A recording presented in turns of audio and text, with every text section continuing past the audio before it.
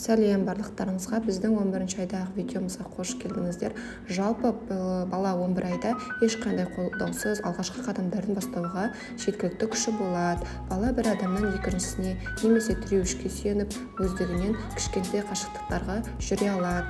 Өзін-өзі тану дағдысы дами береді. Бала тамақты қасықпен жегісі келіп, шыны аяқтан су ішкісі келіп, киімін өзі шешіп киюге тырысады. Бұл кезде баланың дербестігін ынталандыру керек. Әсіресе осы жаста мақтау естігенді балалар жақсы көреді.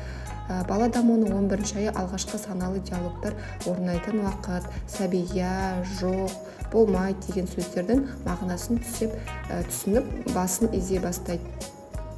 Сонымен қатар бала қызығушылық танытқан затқа қарап саусағымен көрсете алады. Осылайша бала ересектермен қарым-қатынас жасай бастайды.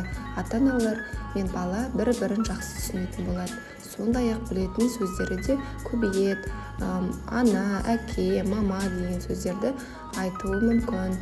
11 айлық балалар сыпайы қарым-қатынас дағдыларын меңгере бастайды. Олар сәлем, сау бол деген қимылдарды қолмен былғап жасай алады. Сонымен қатар бұл балаға әлі де ойын болғанымен жағымды әдетті дамыту үшін ата-аналар балаға сәлемдесіп, қоштасып үйреткен жөн. 11 айда балалар өте сезімтал болады. Кез келген уақытта жылай салып, бейтаныс жерде ұялып, бөтен адамдардан қорқа бастайды. Ал бұл көріністер бала психикасының қалыпты дамып келе жатқанын көрсетеді. Жаңалықтарымыз осындай. Енді бір жасында кездескенше.